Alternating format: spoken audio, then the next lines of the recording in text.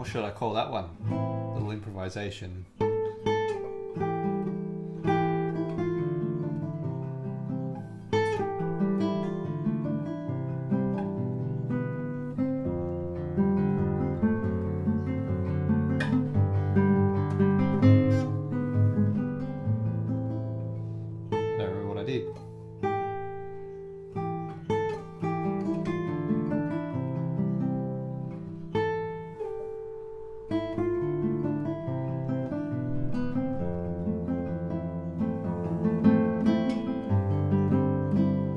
I had a question earlier today in one of our sessions about, what is a composer thinking about, when they write something, and I think we'll never know. With like Carcassi, for example, we'll never know what he was thinking. Type of,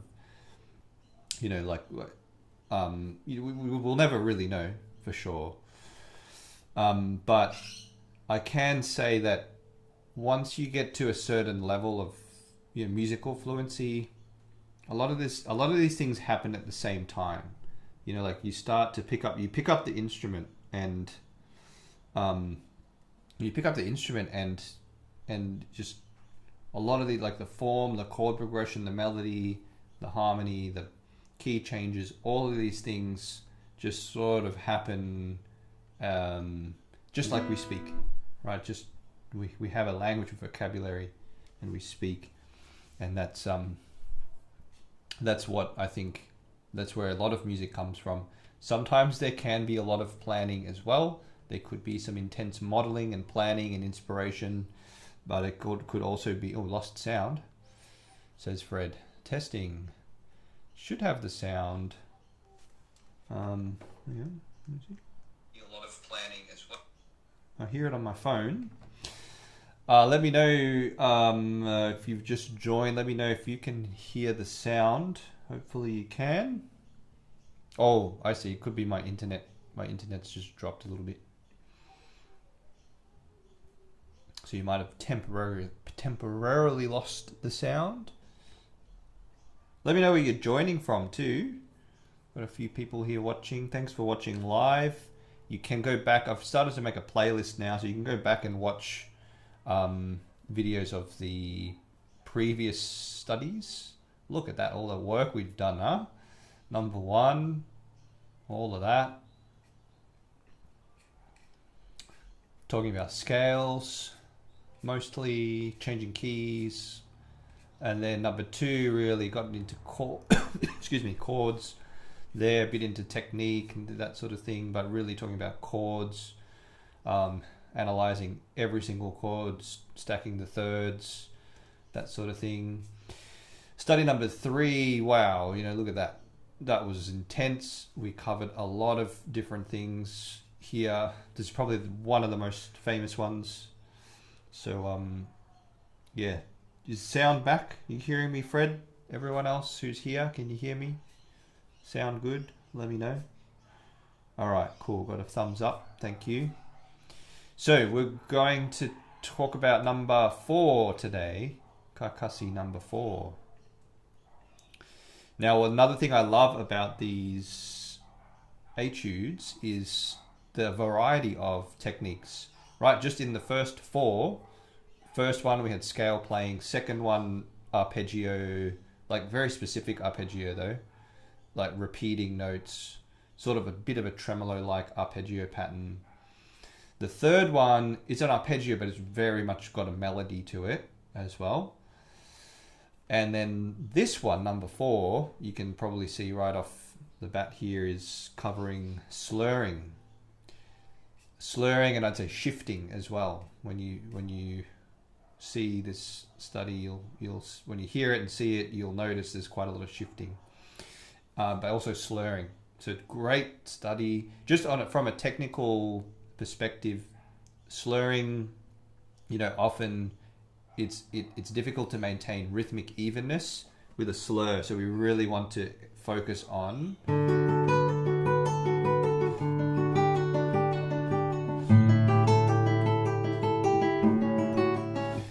rhythmic evenness. And one way to do that is to focus on, and I'll might have to restart my thing. Focus on the triplet. So you basically have groups of threes, 1, 2, 3, or triplet, triplet, triplet, triplet.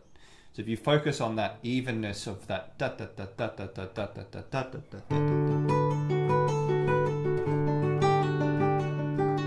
da, that's a really great way. You could even set a metronome to da da da da da to get that going, because it's very common to hear something like that, right? Where the slur is a bit too quick, so you lose the evenness. Another good thing to do, lost me again, oh boy. Sorry about that, guys. Hopefully, yeah, I don't know, but the internet's just not very stable right now, sorry. Hopefully it's back.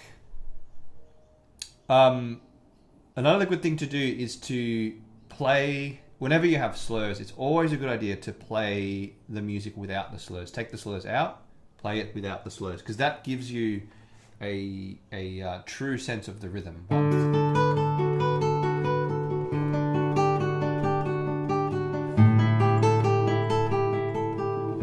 Like that, for example. Okay, so I just want to preface it with that because it's such a core part of the study, you know, the slurring.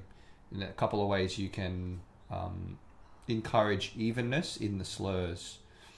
All right, so I'll play it through. Go to this one over here. Go to the full screen. Still no sound. Really? Hang on a sec. I'm getting sound. Let me check.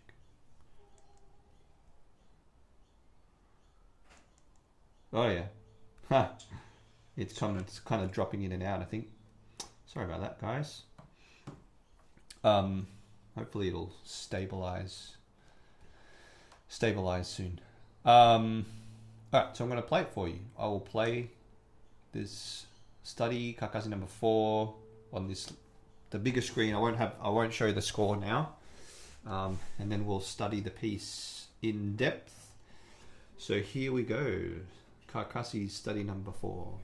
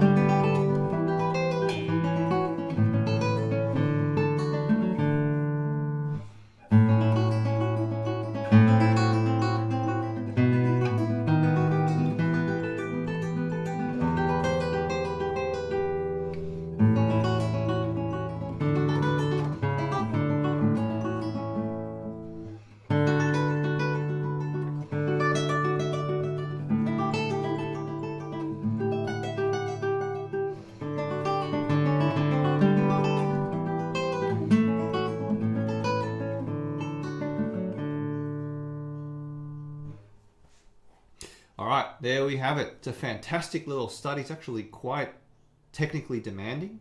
It's quite relentless, you know, like it just keeps on trucking along, keeps on going. So be aware. Be aware of that.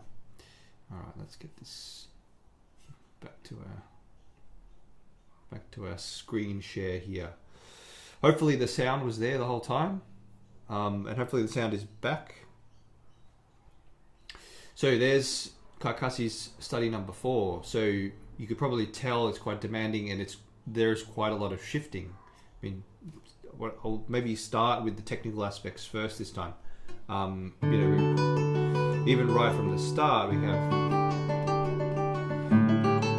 quite a lot of shifting, We do have an open bass, bass notes using open strings a lot, so that helps us to sort of it frees up the hand a little bit. But there is still quite a bit of shifting. There's not really much barring, which is nice. I don't think there's any barring really. You could probably play it without any barring. So that's kind of nice. But yeah, keeping that quick, rapid pace going is quite demanding, quite challenging to do with all the shifts and even slurs and everything. So one thing I would also encourage you to think about, and this is just generally with guitar music when you're learning a piece, is to think about the positions. So what position are we in at the start here in this measure? Remember, position is determined by where your first finger is. So we're in the 5th position, first finger's on A on the 5th fret. 5th position, that's why 3 will find the F sharp when you're in the 5th position, and 4 will find the B where 3 normally is, but 4 will just land on the B, like it should just fall under the fingers. That's one of the important things about mapping out positions, is that it actually makes sense of the fingerings. The fingers sort of fall into place. So we go from the 5th position to the 2nd position. Yeah. 5th position, then we go to the 2nd position. So 5th, 2nd. Then the first finger goes to the 3rd fret, to the G, so 3rd position, and so on. I don't want to write all of the positions. That would be your job. If you're learning this, I would encourage you, or if you're learning anything, any guitar piece, really, really good, early on when you're learning something, is to map out the positions. That also gives you... Oh, you wind back and get the sound. Okay, that's good, Fred. Not sure what's going on with the sound then. Sorry about that. But another thing that helps you with is guide fingers too. So in this case, the first finger is acting as a guide finger for those first 3 measures where there's quite a bit of shifting. So on a technical level, that's very, very helpful. We've got that first finger. It's not only telling us what position we're in, but it's also guiding us from one position to another. And that is very, very helpful. And these principles can be helpful in whatever piece you're playing, in any guitar piece, whatever style you're playing. Electric, steel string, acoustic, singer-songwriter, changing chord, strumming chords, position, and using a guide finger. It's like absolute just foundational aspects of guitar playing, guitar technique. But they can be very quickly, very easily, neglected. So I really want to emphasize how important that is in these studies. Yeah, so map out your positions. Sometimes it's mapped out for us. You can see here it says 5th position, 7th position. So Carcassi is giving us whoever the publisher is here, it's giving us a bit of help. 9th position here.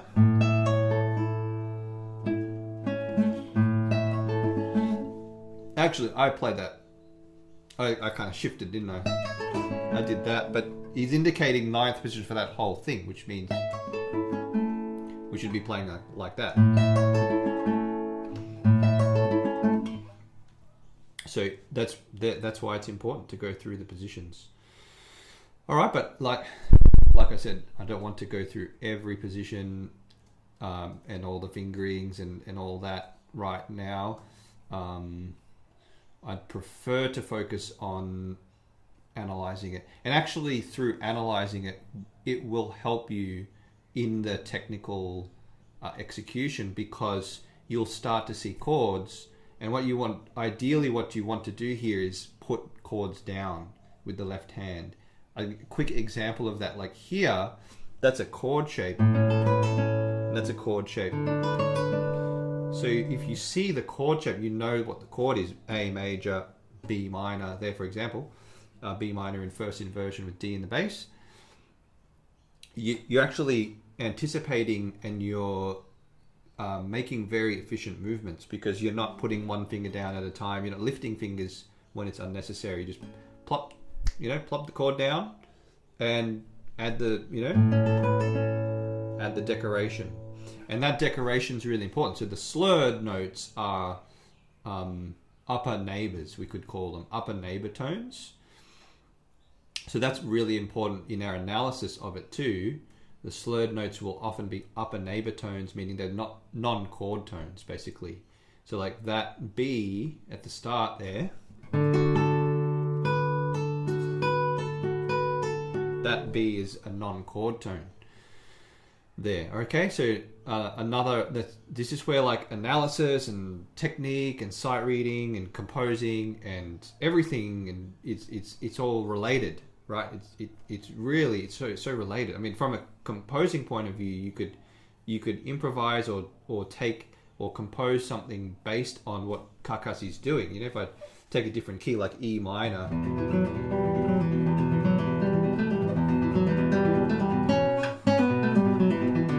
yeah, so just there you go. Like I just quickly came up with an idea that was inspired by what's going on here, and then I could elaborate on that and create a totally different piece.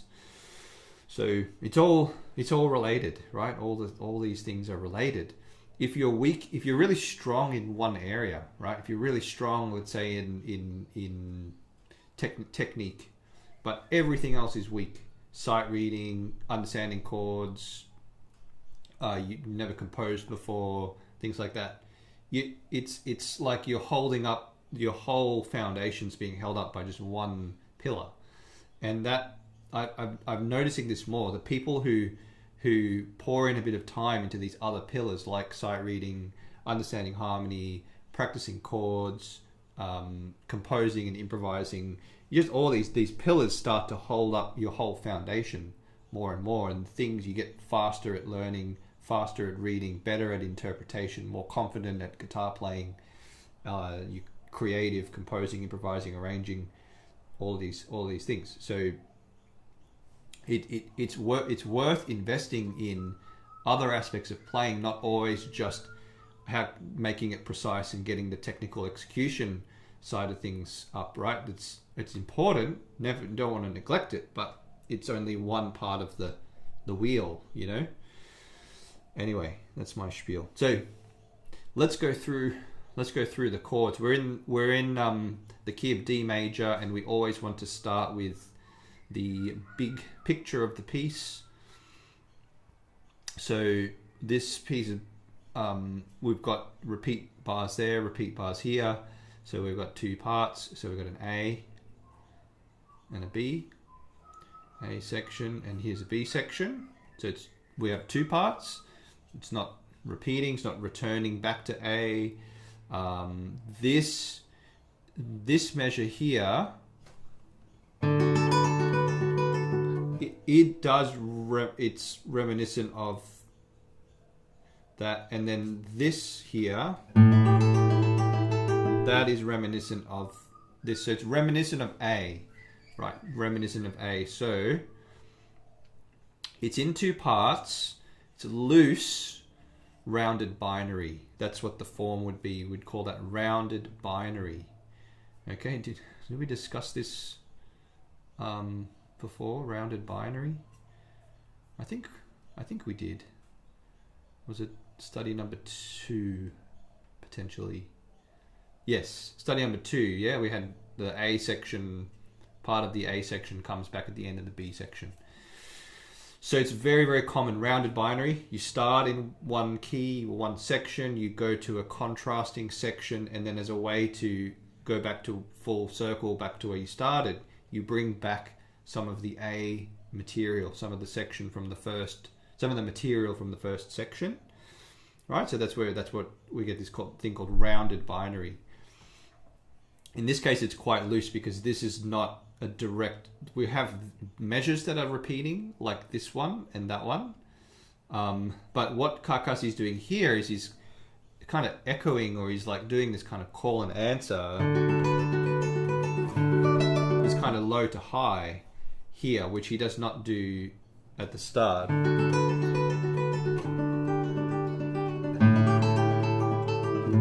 It's a little bit, this is more like high low, high to low, high to low. And then here it's more like the reverse, low to high, low to high. So he sort of creates a nice contrast, a bit of a surprise. We almost expect this to come back. We expect this to be repeated, but he brings it back and varies it. So really interesting, already a surprise just in the form. Okay, so rounded binary, we're in the key of D. Interestingly, I don't think this piece really has key changes. So we stay in the key of D, but the B section is quite turbulent.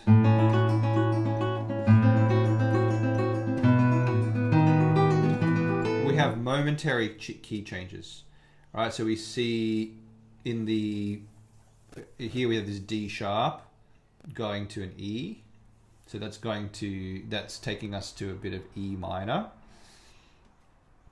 We suddenly get this C natural, which makes A minor. So we're getting a 4-5-1 in E minor, which is A minor, B, E minor. A minor, B, E minor. So many pieces are made from those primary chords, right? 4-5-1. And let me know if you have any questions in the chat. Please let me know if you have any questions in the chat. I do these live partly for the interaction so that you can ask questions as we go. So I'm looking at the macro structure. C natural, the C sharp comes in here, comes back. So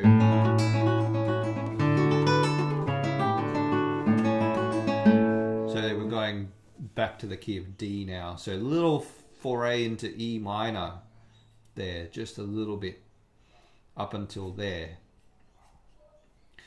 So we do sort of get a key change, but not for very long. And then we're back into the key of D now. Julie. No, I didn't miss too much, Julie, no worries. Okay, so back to the key of D here. And, you know, I always look out for accidentals. Those are big clues that something's going on.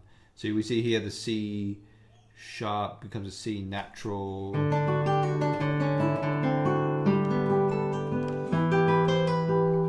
So that's a little bit of something going to G. That's like a D7 going to the key of G.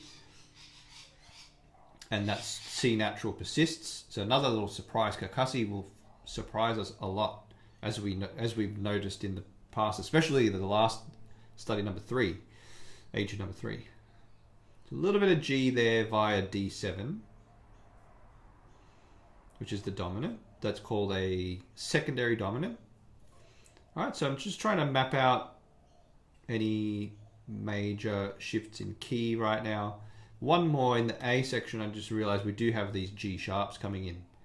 So those are significant. And so that's pointing us to that A major. So if I play that.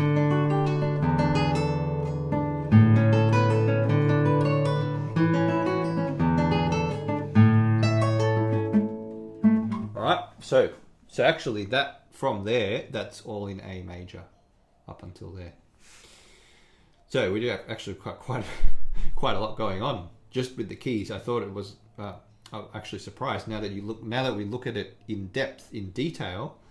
There's a lot going on with little key changes, right? That's partly what gets us at. Maybe I'll play it through and without the repeats and talk as the keys change. Talk through that so you can hear the key changes. So D major.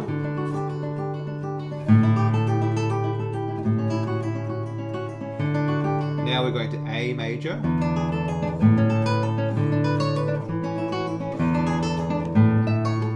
Oops. Find that difficult. That's difficult to do in the 9th position.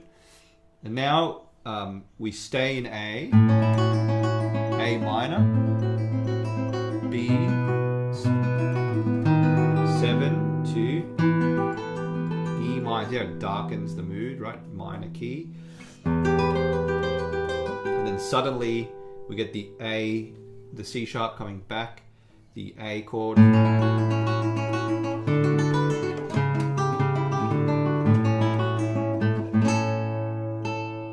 Okay, so back to A. and then back to the key of D.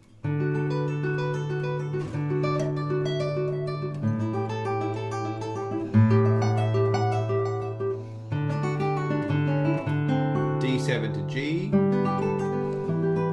and then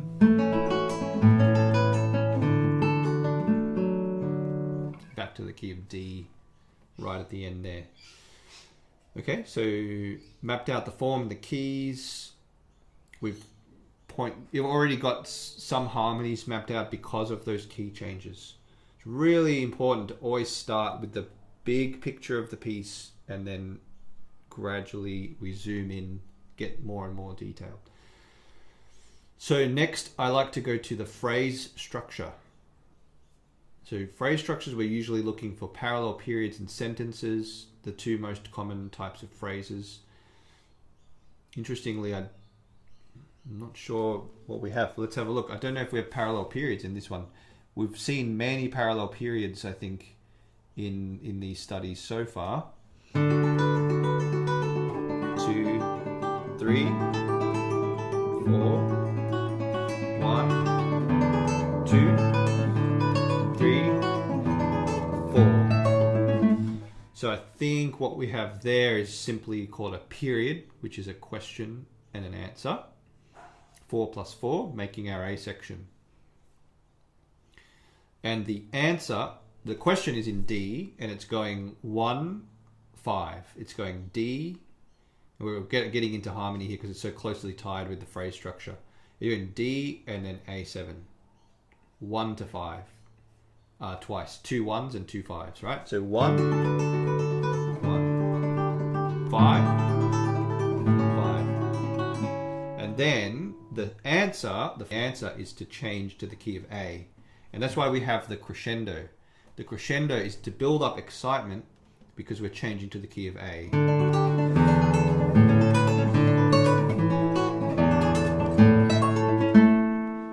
And we're getting higher in register as well. So fantastic. Great, exciting writing, isn't it? It's great writing. Okay, so that's the phrase structure of the A section. Let's look at the phrase structure of the B section. So I'm seeing these rows here, 4 plus 4, probably another period. It doesn't look like a parallel period because we don't have repetition. So I'm guessing this is another period. So question and answer. So the question of this B section, the function of that is to go to E minor. That's the goal. So now he hasn't written anything here. He has written a mezzo forte there. But what I would do, because we're going to E minor, is I'd probably start to soften, darken it.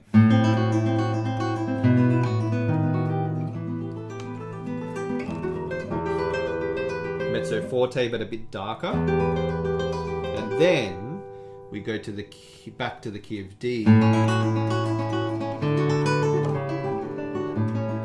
And then we see that D crescendo there. I think that's signaling that we're going back, ending this section or this subsection here and ending the phrase. So we can do that. That's great. This is, there aren't many stopping points in the piece. There's one at the end of the A section, one at the end of the B subsection. We go back to the A kind of rounded binary A. Okay, so the function of the question is to go to E minor. The function of the answer, I think, is to take us back to A, which is the dominant, and then that takes us to our final phrase, final question and answer. Now see how symmetrical it is too. No coincidence there. 4, 8, 4 and 8. So 4 and 4 for the A section, and then 4 and 4 for the B, first part of the B section, and then 4 and 4 for the second part of the B section. It's very symmetrical, divisible by 4. Phrases are often 4 bars in length as well. So it's a very important number when you're looking at phrases in music. And I would, we don't see phrase marks in music, but you want to think, imagine there were phrase marks like that. Question and answer, but you can see why. Partly starts to get messy.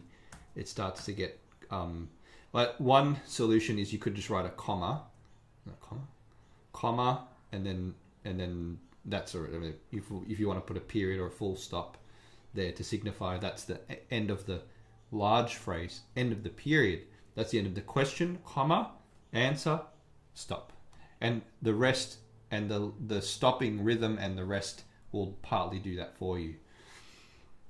And then question, comma, it's doing the symbols, question, comma, answer, period, answer, full stop. That's why we call it a parallel period or a period. So that helps us to know where the breathing points in the music are. It's really important as well. See how like every part of the analysis is so important for the interpretation as well. Like knowing the form and the keys, darkening for the E minor. We know like the crescendo for the A major, darkening for the E minor, the decrescendo here because we're coming to the end of a phrase. And then we get this marking piano forte, which I think means play, which I probably didn't do very well. Yeah, I think it means play piano in the with the characteristic of forte. It's something like that. So it's probably and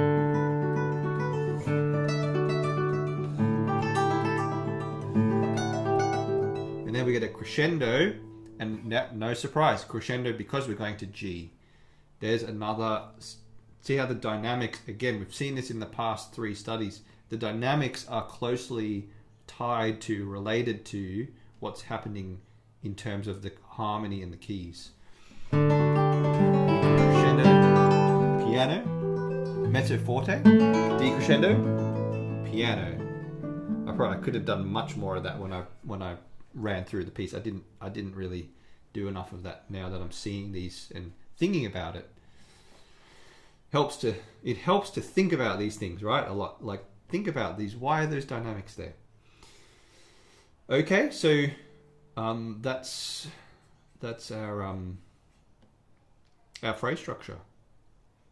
So this question here harkens back to the very, very start, very first 4 measures. And then this answer is our conclusion. Partly it's going to G, bit of excitement, some contrasting dynamics, highs and lows, that sort of thing. And then we end on D. So now we can look at the chords, and now a lot of the chords are already mapped out, right? That's the great thing. But when you look at the large structure, that's probably what will happen. A lot of things will already start to be filled out because you're making sense of it from the big picture, and then now we just go in and fill in the details. So we said that this, a D and D, right? D's in the bass, A's in the bass, and then if we look closely, F sharp A, D F sharp A, so that's our D chord, and then A C sharp E G, A E G, and that's actually a chord tone, that A. But this one is not a chord tone. So remember the slurred notes are non-chord tones.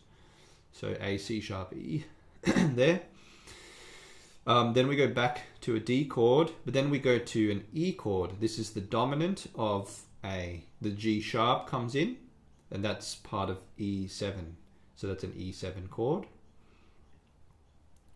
And this is, here we go now. I've got lots of, now this is where it gets challenging, right? Where I have all these markings.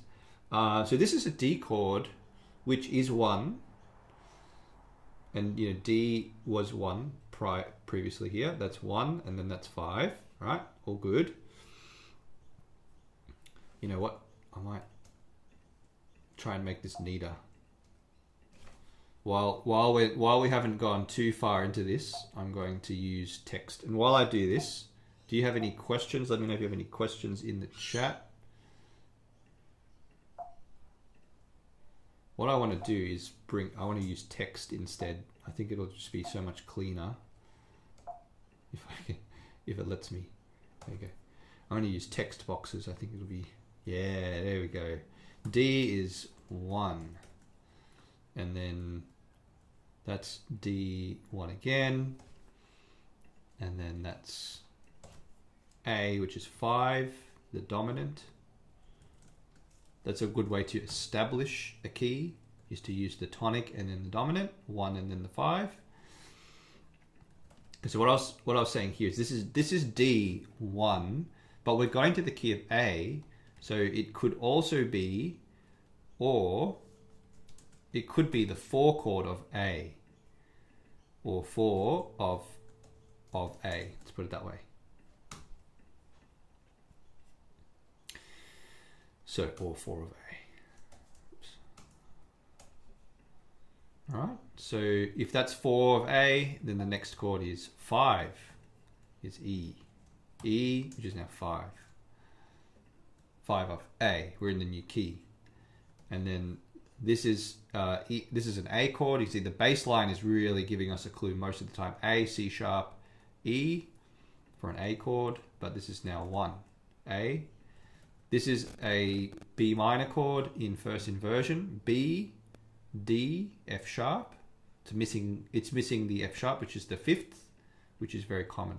But it's B minor / D, which is the 4 chord.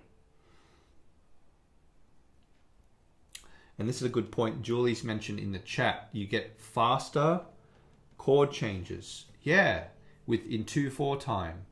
That's actually something I didn't mention. The time signature does have if it was 4/4 time, it would have a different effect. The 2/4 time does have a more compact sort of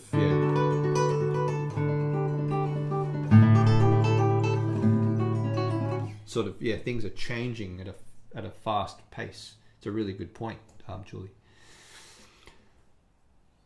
B minor / G, so that's our sorry, that's not 4, that's 2. So A minor, so A B. So I'm expecting 2 5 1, and that's pretty much what we get. Except the 5 here is our famous cadential 6/4.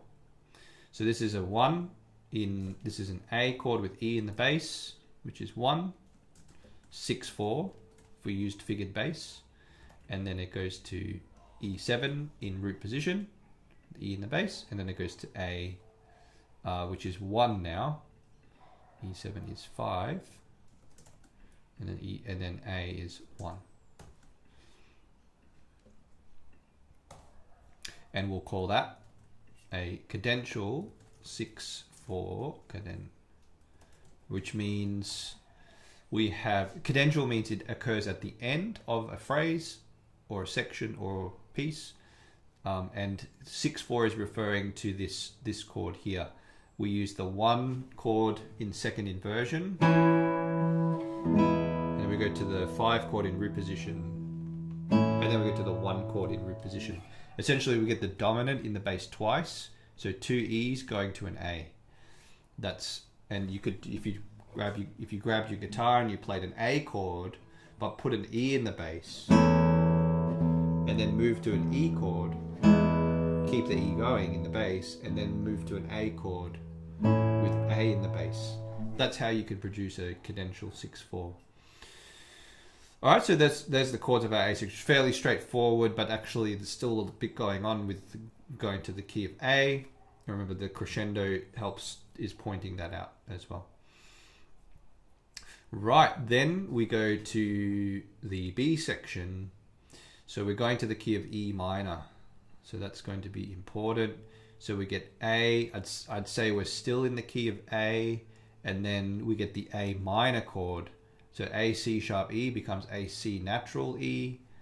Now this is the 4 of. Ooh, actually makes more sense. I'm actually going to say that this is 5. I'll show you why. Because E minor relates to E minor relates to D major. It's the 2 chord of D major. So I'm going to call it 4 of 2, right?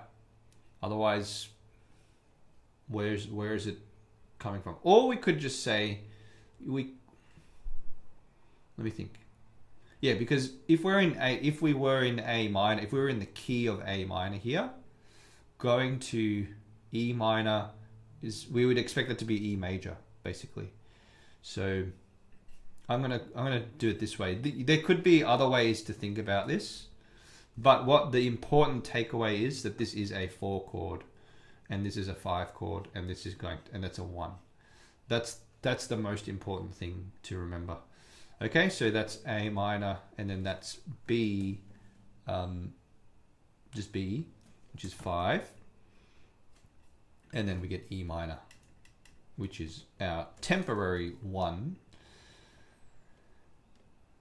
And then he repeats, interesting. Yeah, so then he repeats E minor again here.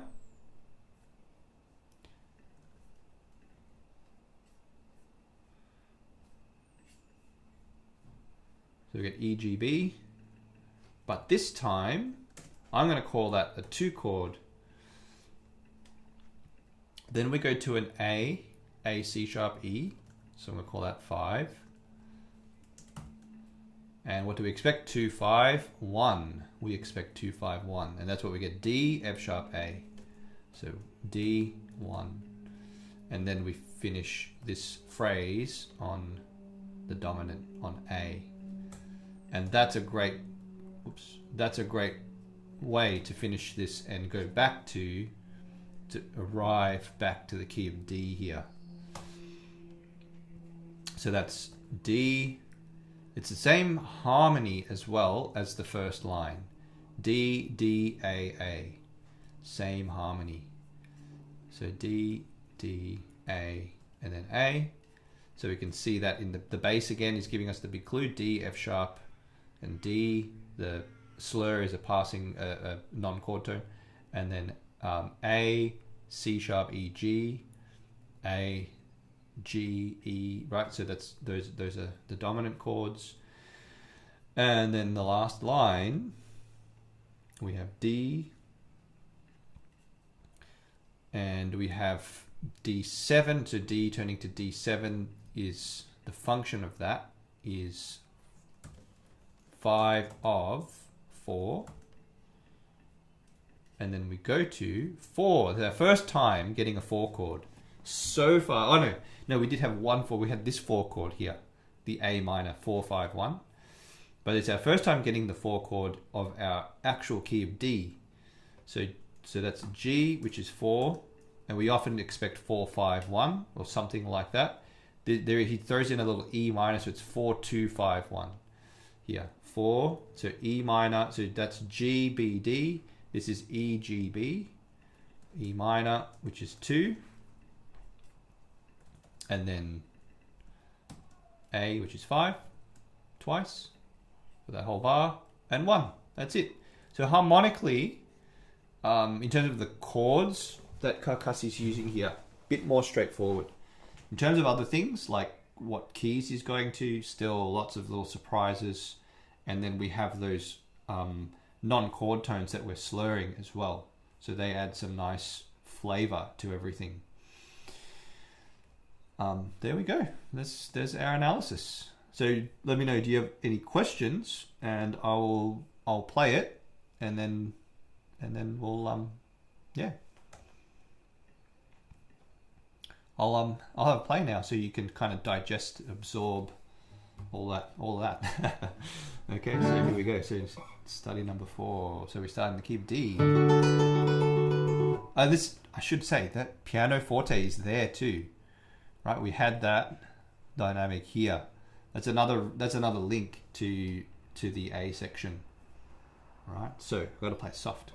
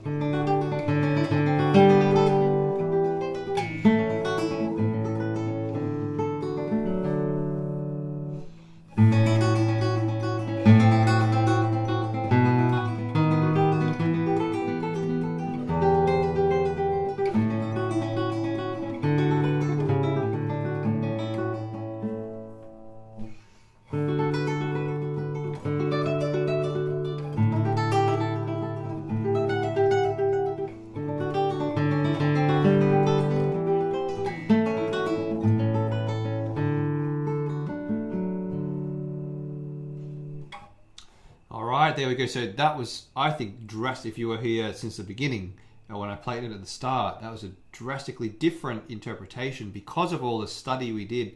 And I noticed all the dynamic markings, and we talked about all the key changes and everything. It equipped me. It informed me about like how to, the dynamics and the shaping of the piece. I mean, it's so important. And then just to summarize some of the other things we spoke about at the start, like with positions, really important. Map out positions, map out chords. Can you group your fingers together into chord shapes? Because that will help you to learn this much faster and be more efficient, economical with your technique as well, and more accurately, be more precise and accurate too. So knowing the position is really important. That helps with accuracy and confidence, security, and then knowing the chords, playing the chord tones. So yeah, and Julie said always non-chord tones for the slurs. Yeah, pretty much most of them are, yeah.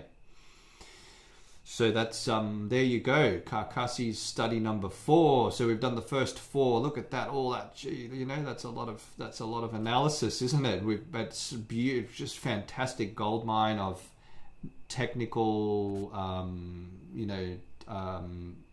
focus on various technical aspects of playing, and then just the musical stuff, like the forms that we get, the phrase structures, the harmonies, the key changes. Really interesting stuff. Everyone has just been a gold mine to explore in some detail like that. So awesome. Well, I think we'll wrap it up there. If you're interested in learning a bit more about, thanks Stephen. Awesome. Thanks for joining us. If you're interested in learning a bit more about harmony and various things, there's a webinar you can take. I've just recently kind of created that one, so you can take that. You can also join the Creative Classical Guitarist. We've got tons of resources for that. You can book in a time to chat with me if you've got questions, if you'd like help with something. I'm putting these links in the live chat. So if you want to have a chat, if you're part of CCG, you can just chat with me. Just use the chat. So if you'd like to have a chat, would love to chat with you and help you out with composing or anything like that, arranging harmony, learning pieces, forming a routine. And speaking of routines, I do want to finish with this. I want to share something that we've started on the Creative Classical Guitarist, which is, because a lot of people wonder, what am I practicing? What's I want to, and so I encourage people to create their own routine, and I still encourage that. I think it's important to create your own routine, but I also will be providing routines now, which combine a lot of different aspects of what we're focusing on. So, there we go, it's already there. So this one, we've got this routine, the rule of the octave. These are technical exercises to practice in. They are in all major and minor keys. You don't have to practice all of them, but if you want to get great at fluent on the fretboard and keys and chords and everything, you go ahead, practice them all.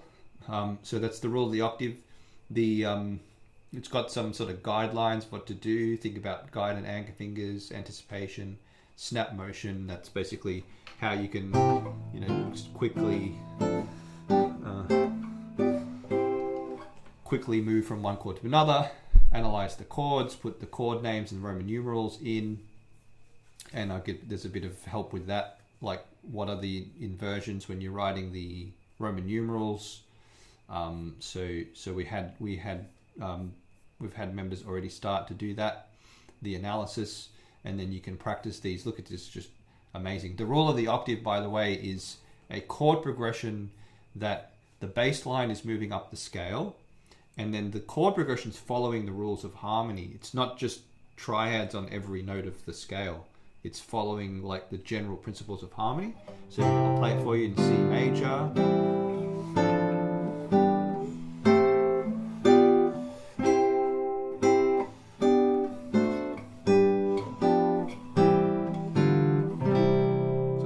major and then in minor.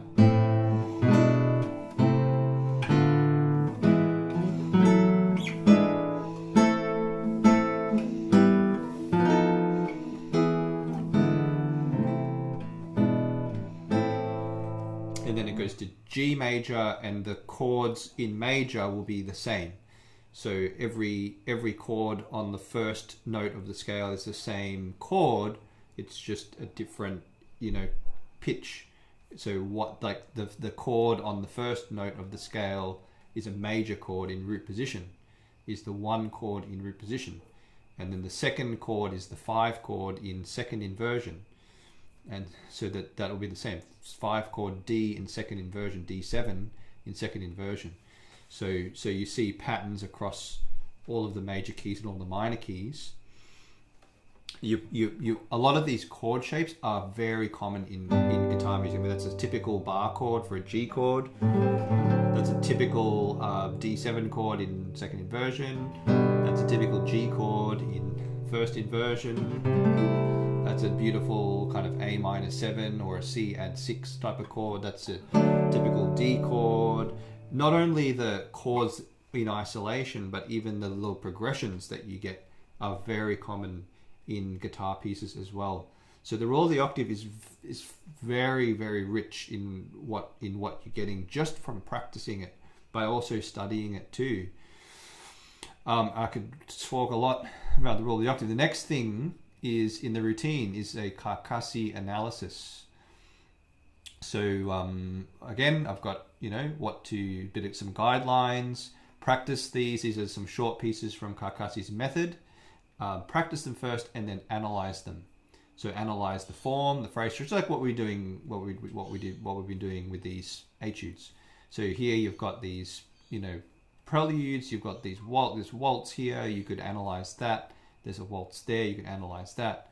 All of these little pieces, and they're all there's different keys as well. There's a range of major and minor keys to look through. So to play through them. So for example, I could take this A major prelude here, and we had Fred, who might still be in the chat. We had Fred.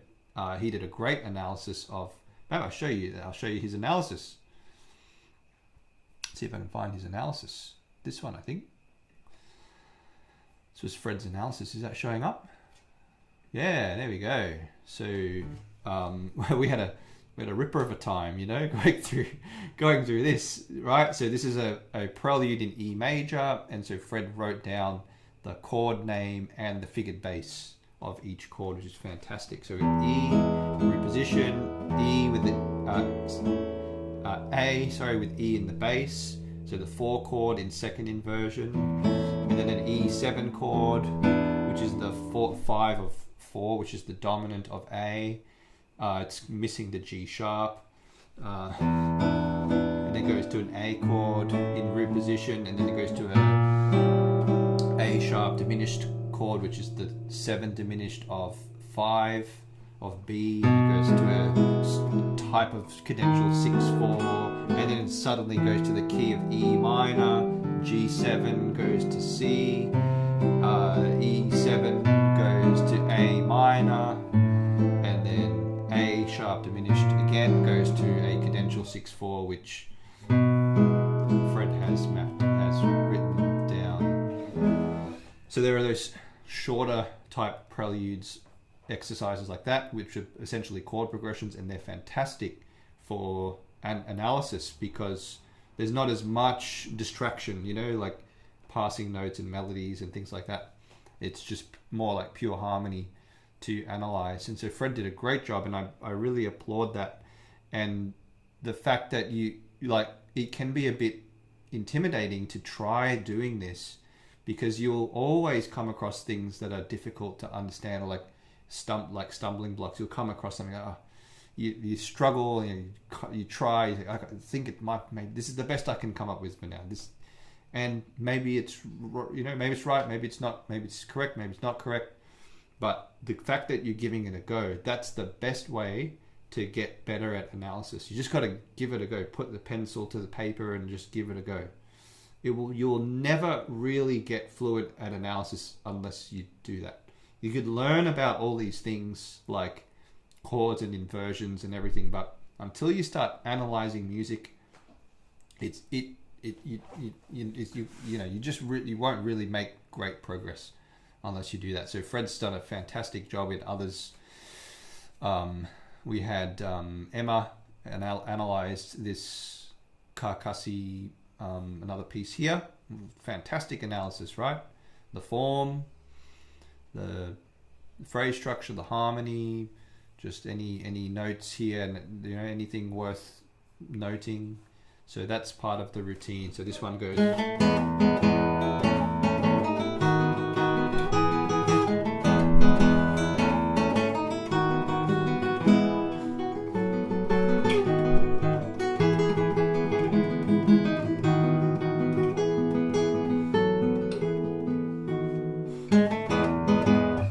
Fun, really fun piece. These Carcassi pieces are very fun, especially when you start analyzing, like studying them, and just like we're doing with the Etudes, right? You start studying them, you realize they're so full of surprises and interesting musical ideas and full of character. So that's the second part of the routine. Study. These are great pieces to play and to study. And they combine a lot of the things we learn about, a lot of things we've been talking about today, like the types of forms and phrase structures and harmonies. Then we've got composing an allemande in the style of Bach, and the method to do it is by outlining.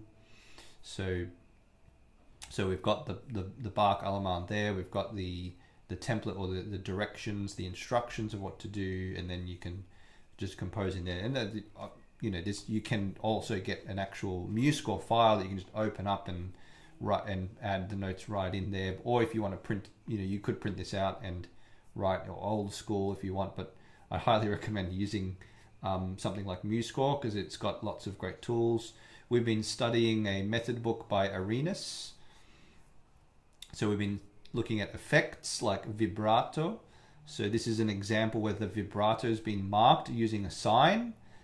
As to how vibrato could be implemented, how it could be used. This is actually Aguado's example. So it's very interesting to see how the vibrato is used. And then we looked at campanella, we've looked at the drum, the tambora.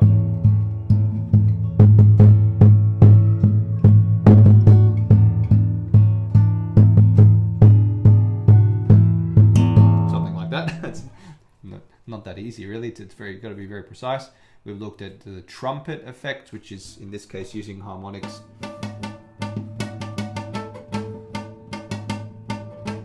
That kind of thing. That's how you do the trumpet. You can translate these paragraphs here right in the document. The bassoon effect, pizzicato. So these are some great effects you can practice and implement in your playing. And the final part of the routine, speed development.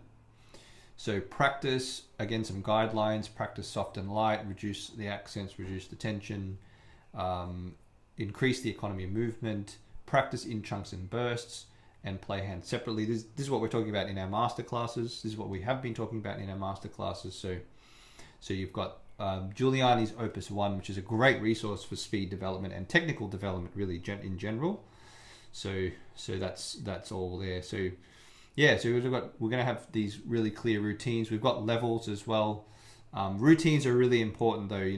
Like if you don't have a routine, it's very difficult to make progress. So if you're on CCG already, please, I'd encourage you to incorporate this routine into your practice, even if it's just once a week. Like if you do it 1 hour once a week, that's fantastic. If you a little bit of each thing, or if you want to choose a few of the things. And if you're not part of the Creative Classical Guitarist, I strongly encourage you to create a routine, or find a routine maybe that you can find one's out there already, but create a routine, right? Even if it's just like write it down on a napkin, back of a napkin, scales, arpeggios, study Carcassi study number 1, old pieces that I know Lagrima and Spanish Romance, and then I'm working on these new pieces, Asturias and Cavatina, you know, and that's your routine. Like it can be that simple. It can just be a list, and that you, in order, a sequence of things. It's not just like the order is important. The sequence is important too. Mate, you might probably want to add sight reading in there. I'd definitely encourage you to add sight reading to your routine. It can be very simple, like just the back of the napkin sort of thing, right? Like just as an example,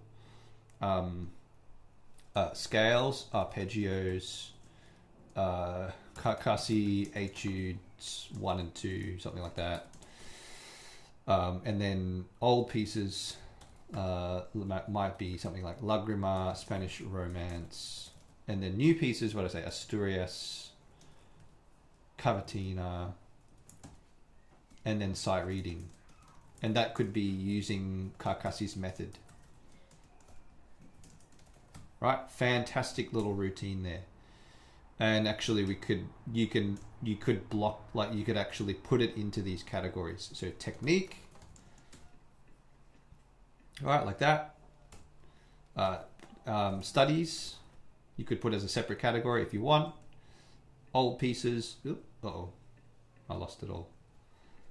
Well, that's very inconvenient, isn't it? I'll start it again. Technique. Technique, right? So you got, well, you got scales, and you might have specific scales as well.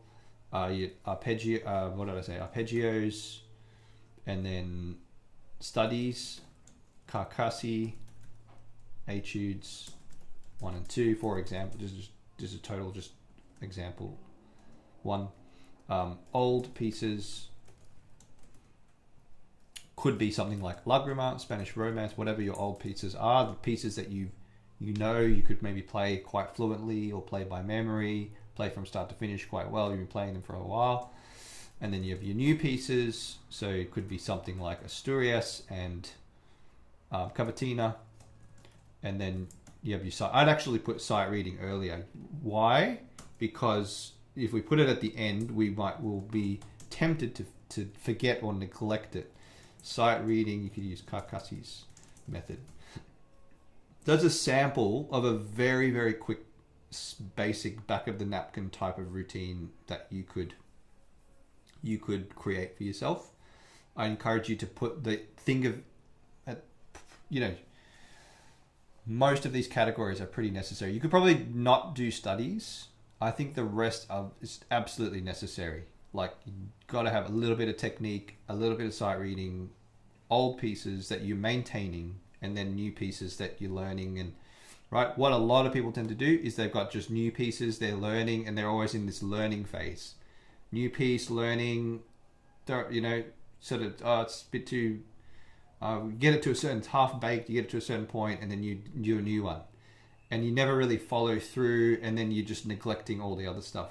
That's honestly, that's what I've just noticed from, people who don't have guidance and don't have a teacher, or that, things like that. So we're really big on routines. On the Creative Classical Guitarist, we do have a form you can fill out that's got these different categories and days of the week and things like that. I'll show you one, and then we'll wrap it up. Here is one routine. I don't know if this is his most recent one. No, it's not. No. Let me show you his most recent one, because it's so detailed, and this really helped him. This really helped. I'll show you this. I have to download it. Just give me 1 second. I think it's so worth just to see. It's like when you see someone's calendar, and you're like, wow, oh, that's amazing time management. So here we go.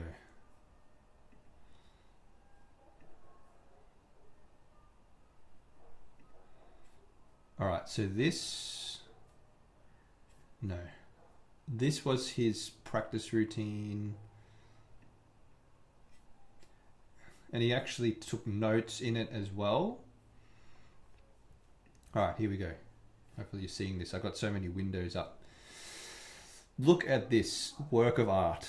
Look at this work of art of a routine, right? So technique, repertoire, CCG tasks, so tasks to complete on the creative classical guitarist, sight reading, and then creativity. We don't have anything here, which is fine.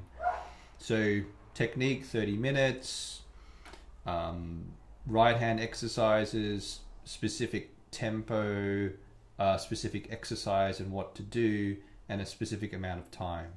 Specific, right?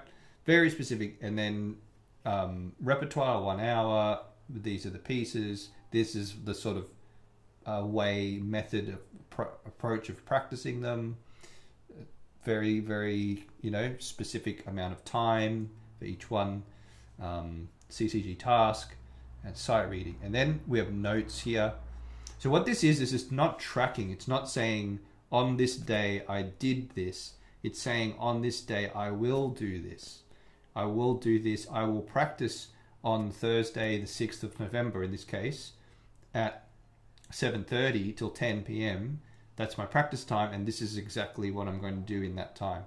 Now, for some people, that's extremely regimented, maybe to the point of you feel like that's too much, and that's okay. That's where that back of the napkin routine could be more suitable. I think you do have to have some kind of routine, whether it's back of the napkin or more detailed, thorough like this.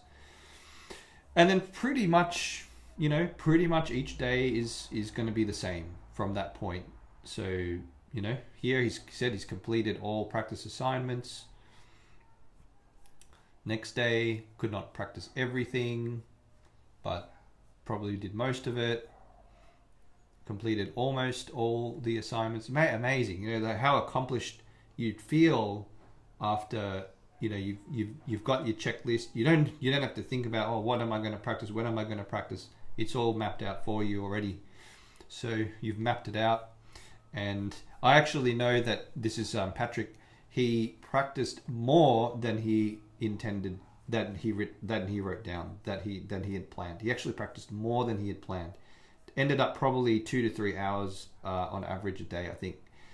Where he's got mapped out 1.5 to 2.5. So you've got about 2.5 hours mapped out here, but he actually ended up doing about 3 on average. So if you want to have your best week, best month, best year of practice, if you get your routine sorted out, it really helps. It helps a lot to also have something to practice for. So we have recitals on the Creative Classical Guitarist April, August, and December every year. So that's one thing, giving recitals, playing at open mics. So I encourage you to find, or doing exams can be one way for some people. I encourage you to find some sort of way of sharing your work, some sort of goal that you're leading up towards. That really helps to keep your practice focused and keep the momentum going until you achieve your goal, until you've finished whatever that happens to be, performance, exam, whatever it is, and then you just do a new one. Then you do another exam, another performance, and then everything's leading up to that again, up to that new event.